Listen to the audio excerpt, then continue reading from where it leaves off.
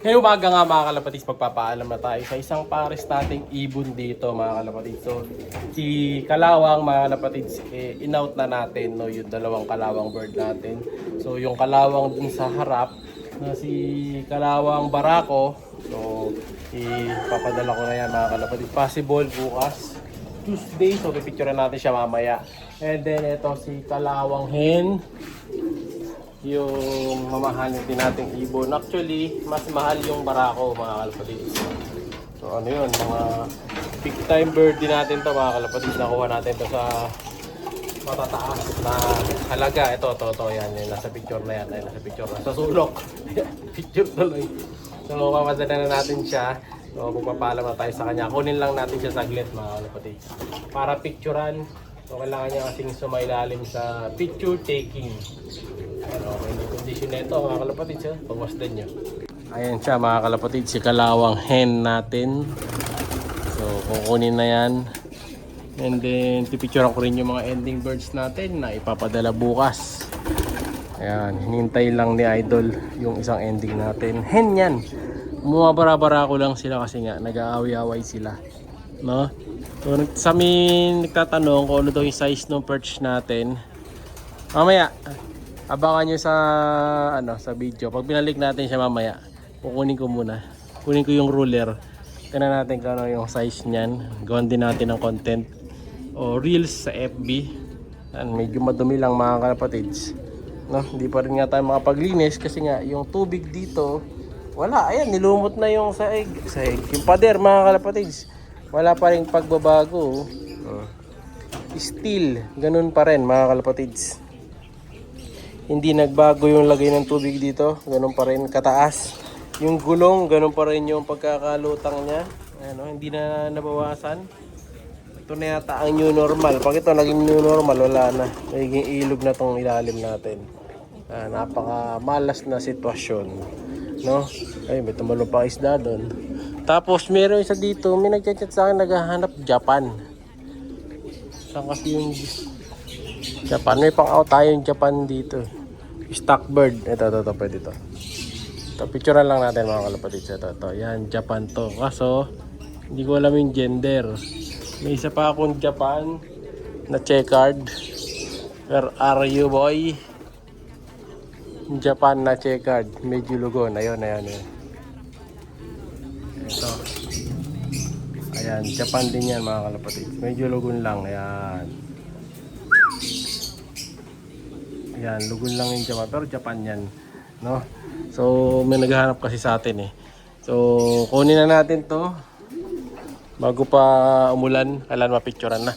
Pero, yan. Bait naman to, madali siya hulihin. Ayan, ganda na ito, oh. Tapos, kunin natin yung Barako.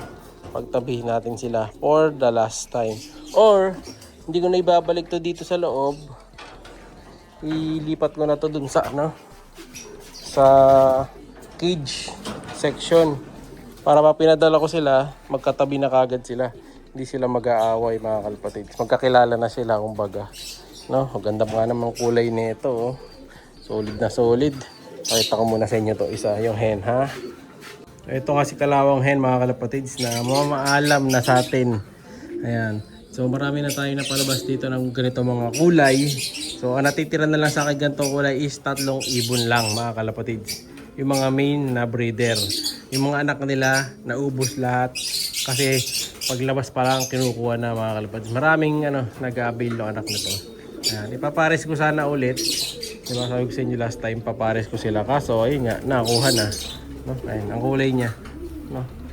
So ano to, pure Mulemans, pure siya. So yung kaasawa niya pure din. So ang nagiging anak nila is Mulemans lang. Ito naka-break to, halos kalahating taon na nakapares to, nakakondisyon. Kaya ready to pair na. Yung Barako, may dati siyang kapares before. Kaso ang inaanak nila checkered. Yan, kasi pinares ko doon batik yung pinares ko doon sa grisel eh. So hindi sila naglalabas ng tiger grisel. Medyo inalat tayo. So ito, ganun talaga, sacrifice sale, no? So, kunin na natin, lagay na natin doon sa picturean. Dito lang naman sasalang yan. Mayroon kasi akong picturean na cage dito. Ayan, dito lang natin sila pipicturean mga kalapatids. Ayan, may napicturean na akong ending bird, dalawa kanina eh. So may dalawa pa. Yan ah. Yan. Kondisyon na kondisyon. Ang dulas, pulbos pa oh. Sakto na to.